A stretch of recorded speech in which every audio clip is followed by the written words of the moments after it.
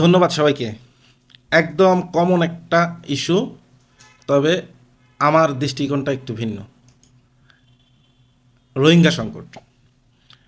রোহিঙ্গা সংকট বাংলাদেশের মোটামুটি সবাই জানে, তবে বিষয়টা এত বেশি আলোচনা হয় যে গায়ে সভা হয়ে গেছে সবার জন্য। কিন্তু রোহিঙ্গা সংকটটা যে ভবিষ্যতে কোথায় নিয়ে যাবে বাংলাদেশকে, সেটা আসলে কল্পনার বাইরে।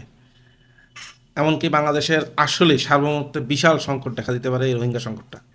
তা রোহিঙ্গা সংকটটা যেভাবে ব্যাখ্যা দেওয়া হয় যে এটা ধর্মীয় কারণে, ওই মায়ানমারের বৌদ্ধ সংখ্যাগরিষ্ঠদের অত্যাচারে, তারপরে হচ্ছে জাতিগত দাঙ্গা, এগুলোর কারণে রোহিঙ্গাদের উপর অত্যাচার হয়েছে এবং সেই অত্যাচার থেকে রোহিঙ্গারা চলে আসছে, মানে এটা একটা দেখায়। কারণ এই জাতিগত সমস্যা তো আসলেই আছে এবং ধর্মীয় সংকট এখানে আছে, এটা সত্যি, এবং ব্যাপক আকারে আছে, এটা সত্যি।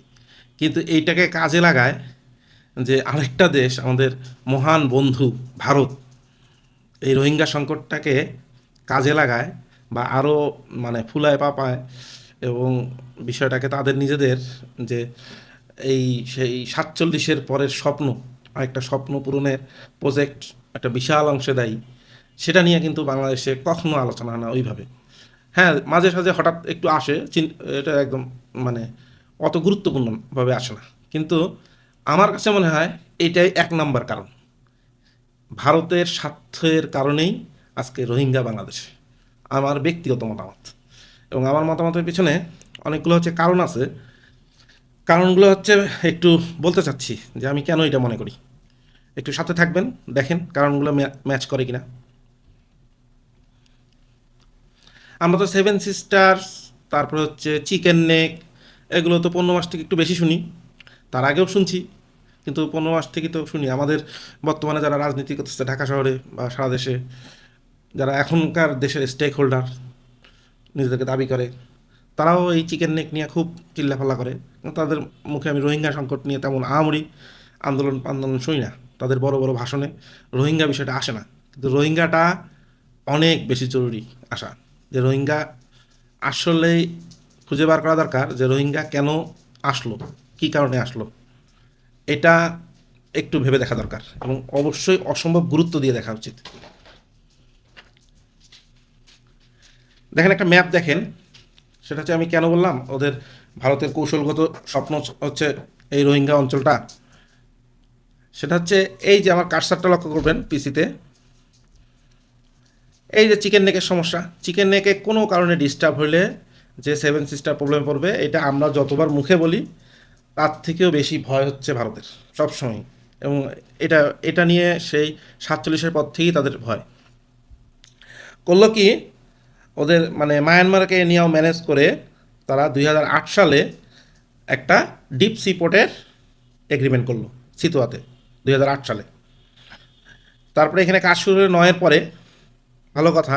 এবং একটা মজার বিষয় হচ্ছে কি, এই যে সমুদ্র পথটা আমাদের যেটা, মানে আমাদের সমুদ্র বলি, আমাদের গভীর সমুদ্র আমাদের দখলের, সেটা হচ্ছে এই যে কারসারের এই সোজা এসে এখান দিয়ে এসে ম্যাপটা এইখানে শেষ।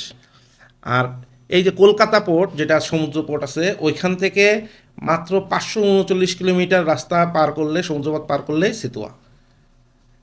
এটা যদি কানেক্টেড হয় এখান থেকে, এই যে কালাদান নদী, কালা নদীর নীল রেখাটা হচ্ছে নদী, এই নদীটা দিয়ে এখানে যে এখান থেকে এই যে লাল রেখাটা, এটা সরাসরি একটা ব্রডগেজ রেলওয়ে, এই রেলওয়ে দিয়ে সেভেন সিস্টার।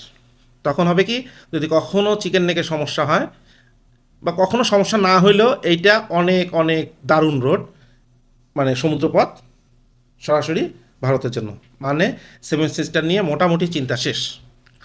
এটা হচ্ছে ভারত 2008 সালে এগ্রিমেন্ট করে কাজ শুরু করে। এবং সমস্যা হচ্ছে কি, সমস্যা আরেকটু বোঝানোর জন্য এই আমি আরেকটা ম্যাপে যাই।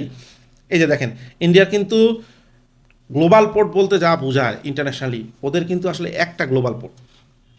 সমুদ্র বন্দর অনেকগুলো আছে, কিন্তু ডিপ সি পোর্ট বা গ্লোবাল অপারেশনাল ফুল অপারেশনে চলে হচ্ছে ওদের একটা মাত্র।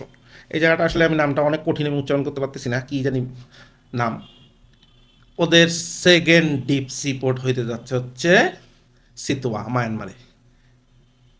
এবং এই ম্যাপটাতে আসে দেখেন, এই ম্যাপটাতে দেখেন, এই যে কলকাতা থেকে, বন্দর থেকে সরাসরি যদি এখানে আসতে পারে সিতুয়া, বাংলাদেশে এখানে এই রুটটাতে বাংলাদেশে কিচ্ছু করার নেই, একদম আন্তর্জাতিক রুট দিয়ে চলে আসবে, আন্তর্জাতিক যে সমুদ্রপথ ওইটার উপর দিয়ে চলে আসলো মাত্র 539 কিলোমিটার, এখান থেকে বা সরাসরি চলে গেল এখানে, সব মিলায় 700 কিলোমিটার। কোথায় 1700 কিলোমিটার ঘুরে যেতে হতো, এটা 700 কিলোমিটারে সেভেন সিস্টারের একদম কেন্দ্রে পৌঁছে দিতে পারবে। এই যে দেখতেছেন এটা হচ্ছে রেলওয়ে রোড, রেলওয়ে সড়ক, আর হচ্ছে রেলপথ, আর এই একটু হচ্ছে কালাদান নদী, এটাকেও ড্রেজিং করা শেষ অলরেডি। কিন্তু এই জায়গাটাতেই হচ্ছে রোহিঙ্গা সব ছিল। রোহিঙ্গারা এই নদীর পাশে যেগুলো ছিল সেগুলো অতটা প্রবলেম করতো না, কিন্তু এই রেলওয়ে গেটওয়ে করতে গেলে রোহিঙ্গাদেরকে এখান থেকে সরাইতে হবে। রোহিঙ্গাদেরকে এখান থেকে না সরাইলে জাতিগত দাঙ্গা থেকে সবসময় আনস্টেবিলিটি তৈরি হবে। ইন্ডিয়ার জন্য এই রুটটা একটু রিস্কি হয়ে যায়, সবসময় একটা নিরাপত্তাহীনতায় ভুগবে, যখন তখন গণ্ডগোল হবে, ওই জাতিগত দাঙ্গা হবে, রোড বন্ধ হয়ে যাবে। এই ক্লিন করাটা হচ্ছে মায়ানমারের জন্য যত জরুরি তার থেকে অনেক বেশি জরুরি হচ্ছে ইন্ডিয়ার সরাসরি সিতুয়া পোর্ট দিয়ে সরাসরি সেভেন সিস্টারে ঢোকার জন্য। এখন এই যে আলোচনা করতেছি, এই আলোচনার মধ্যে হুট করে আমি হেফাজতে চলে আসলাম। হেফাজতে আসলাম কেন? হেফাজতে আসলাম কারণ হচ্ছে হেফাজত প্যালেস্টাইন নিয়ে মাঝে মাঝে বাইতুল মোকারমে একটু হইহুল্লার করে, তারপরে হচ্ছে ইন্ডিয়াতেও মুসলমানদেরকে অত্যাচার হলে সেটা নিয়েও টুকটাক আওয়াজ তোলে, কিন্তু রোহিঙ্গাদের বিষয়ে তারা সিরিয়াস হয়ে গেল 2016 সালে এসে একদম আপনার নভেম্বরের সময় থেকে তারা চরম অ্যাক্টিভ হয়ে গেলো, রোহিঙ্গাদের উপর অত্যাচার হচ্ছে, রোহিঙ্গাদের উপর অত্যাচার হচ্ছে। তখনও কিন্তু রোহিঙ্গারা আসে নাই বাংলাদেশে, মানে হয়তো দুইটা একটা ফ্যামিলি আসে, হয়তো 2-3 মাস পরে 10-15 জন আসে, ওইটা হচ্ছে আপনার কনসিডারেবল ছিল, কিন্তু তবুও রোহিঙ্গা নিয়ে খুব সোচ্চার হেফাজত। অ্যান্ড হেফাজতে হঠাৎ এখানে সোচ্চার হইলো কীভাবে, তার একটা ব্যাকগ্রাউন্ডে যাই তাহলে ভালো বুঝবেন হেফাজতের কাহিনী। হেফাজত হচ্ছে কিন্তু দেওবন্দ মাদ্রাসায় যে হেফাজতের যে ওই সময়ের বা এখনও যারা মানে নীতি নির্ধারক হেফাজতের প্রথম সারির সবগুলো হচ্ছে দেওবন্দ মাদ্রাসার, মানে ইন্ডিয়ার সাথে খুব ভালো সম্পর্ক তাদের। দেওবন্দ মাদ্রাসা কিন্তু ইতিহাস অনেক লম্বা, সেই দ্বিতীয় বাহাদুর শাহ জাফরের আমলে রেঙ্গুনে নির্বাসিত করা হলে তখনই মূলত ইসলামের আকিদা শিক্ষা প্রচারের জন্য গবেষণার জন্য ছাত্রলীগ মসজিদ হয়, যেটা হচ্ছে দেওবন্দ মাদ্রাসা নামে পরিচিত। এদের সাথে আবার কিন্তু ওই যে তালেবান জঙ্গিদের খুব ভালো সম্পর্ক এ দেওবন্দের সাথে, বিশেষ করে জয়েশ জয়েশ যে গ্রুপটা আছে তালেবানদের মধ্যে, ওই গ্রুপের সাথে দেওবন্দের সবচেয়ে ভালো সম্পর্ক। এখন তখনকার কিন্তু যে শফি হুজুর ছিল হাটাজারি মাদ্রাসার হেফাজতের আমির, প্রধান আমির, উনিও কিন্তু দেওবন্দ স্টুডেন্ট। এছাড়া আরও অনেকেই কিন্তু ওদের প্রথম সারি সবাই হচ্ছে দেওবন্দ মাদ্রাসা, যেটা ভারতের, এবং ভারতের এই দেওবন্দ মাদ্রাসা কিন্তু খুব প্রভাবশালী মাদ্রাসা একটা। এখন হঠাৎ শুরু হইলো একদম বাংলাদেশের মায়ানমারের দূতাবাস ঘেরাও, 1 ডিসেম্বর 2016 সাল, ঠিক আছে? বিবিসিতে এই নিউজটা আসছে। দেখেন 2017 সালে যখন প্রায় এই 9 লাখের মতন রোহিঙ্গা চলে আসলো বাংলাদেশে, 9 লাখ রোহিঙ্গা আসলো যখন, আনুমানিক 9 লাখ প্লাস মাইনাস হবে, তখনকার তো এই যে হেফাজত এর মধ্যে এই যে 16 সালের পর থেকে যে ক্যাম্পেইন শুরু হলো বাংলাদেশে, হেফাজতের প্রতি সপ্তাহে মিছিল, এই বাইতুল মোকাররমের সামনে চিল্লাচিল্লি, এগুলো নিয়ে তো আস্তে আস্তে আস্তে বাংলাদেশ যেহেতু সংখ্যাগরিষ্ঠ মুসলমান দেশ, ধর্মবিরু মুসলমানের সংখ্যা বেশি, তারও একটা সিম্পেথি তৈরি হলো। এই 2016 থেকে কিন্তু এই মানে ন্যারেটিভ তৈরি হচ্ছে যে মিয়ানমারে রোহিঙ্গারা খুব কষ্টে আছে, কষ্টে আসে। তবে 16 থেকে 17-তে এসে আগস্টে হচ্ছে আমাদের মাননীয় প্রধানমন্ত্রী শেখ হাসিনা ঘোষণা দিলেন যে মিয়ানমারের সীমান্ত খুলে দেওয়া হোক, খুলে দেওয়া হোক, একদম বিনা বাধায় এই 9-10 লাখ রোহিঙ্গা ঢুকে গেল। এটা আমার মনে হয় না গত 40-50 বছর বয়সে পৃথিবীর ইতিহাসে এইভাবে একদম সীমান্ত খুলে দেয় ঘটনা আর ঘটেনি।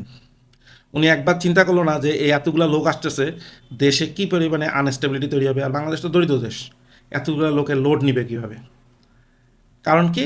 এবং এখান থেকেও আবার বাংলাদেশের বিভিন্ন মিডিয়া, ওই যে পেইড মিডিয়াগুলো যেগুলো ছিল তখনকার, তারাও মনে করেন ঘুরায় ঘুরায় নিউজ করে যে হ্যাঁ রোহিঙ্গায় কালকে যাবে, পরশু যাবে, আগামী মাসে যাবে ফেরত। এগুলো করতে করতে ডয়েচে ভেল 18 সালের আগস্টে আসি বলতেছে এটাকে কি জানেন, আশ্বাস আর ছলছাতুরিতে বছর পার, তবুও গেল না। আর রোহিঙ্গার মতন এত কঠিন সমস্যাটাকে কত সিলিভাবে ডিল করে তখনকার আমাদের প্রধানমন্ত্রী, তার একটা ভয়েস দেখেন, ভিডিও দেখেন। বিশেষ করে আমার ছোট বোন, ও আমাকে বললো যে তুমি 16 কোটি মানুষকে ভাত খাওয়াও, তুমি কি আর কয়েক লক্ষ লোকের খাওয়া দিতে পারবে না, আর কয়েক লক্ষ লোকের খাবার দিতে পারবে না? এটা আমার ছোট বোন, হ্যাঁ ওরই কথা। এই হচ্ছে এত বড় সংকটকে এত সিলিভাবে ডিল করা। দেখেন, ভারত তো আমাদের বন্ধু, আমাদেরকে মুখস্থ করানো হয়েছে।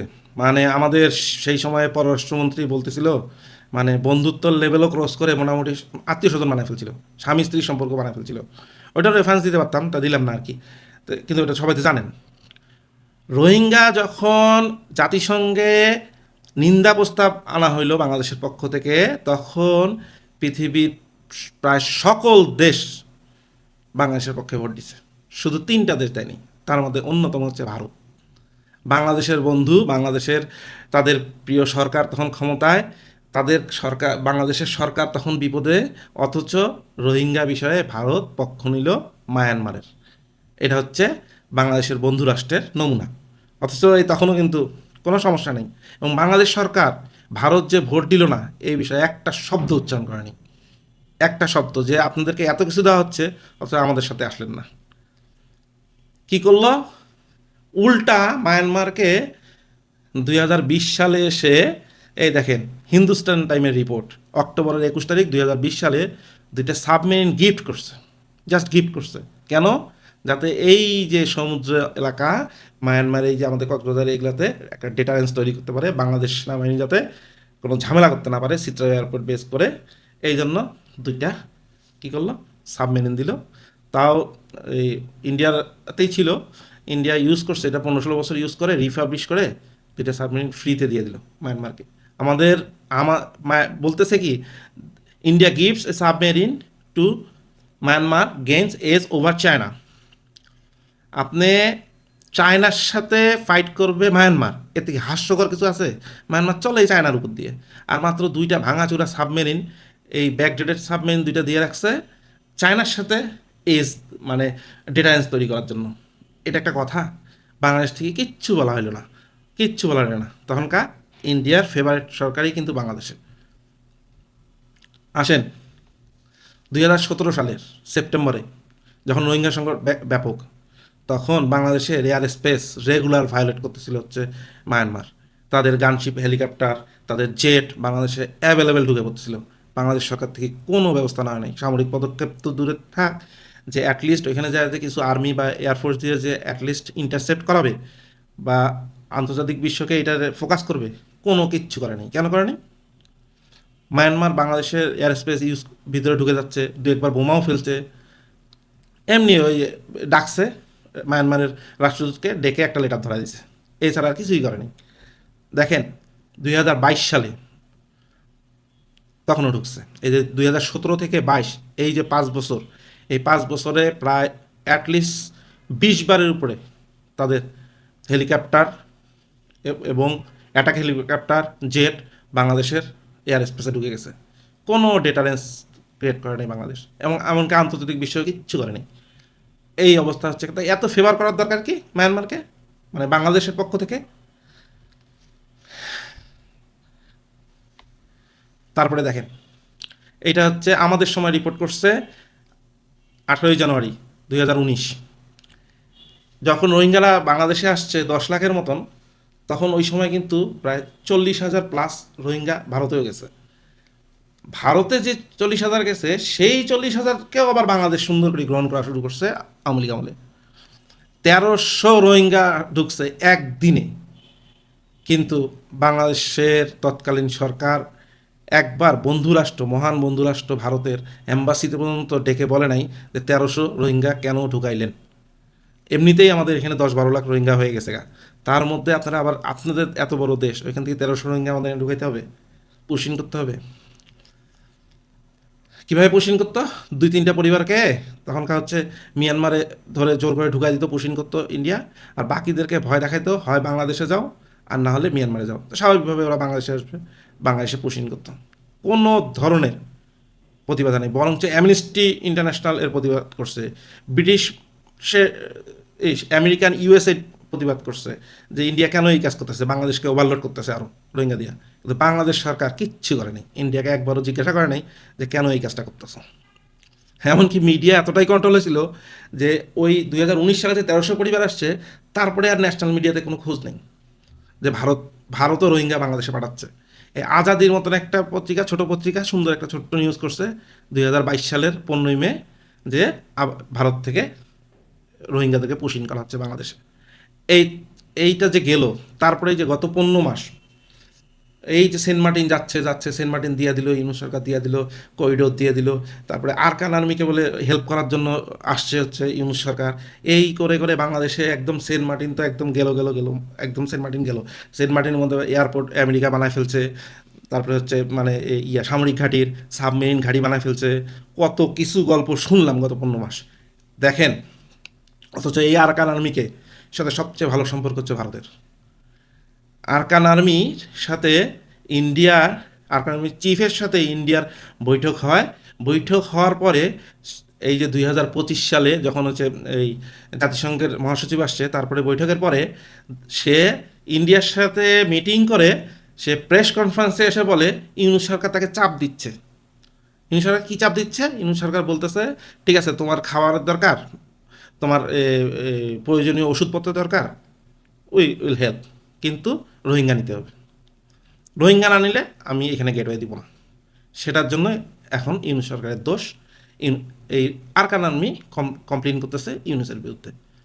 তা আপনি বাংলাদেশে আসলে সবচেয়ে বড় কথা হচ্ছে ভারতের একটা কৌশলগত ডিপ সি পোর্টের জন্য আমাদের কাঁধের উপর এতগুলা প্রায় এখন তো সংখ্যা গুনলে অলমোস্ট 12 লাখ প্লাস 13 লাখের মতন রোহিঙ্গা আমাদের কাঁধের উপর তুলে দিচ্ছে, পুরো আনস্টেবল করে দিচ্ছে। কেন?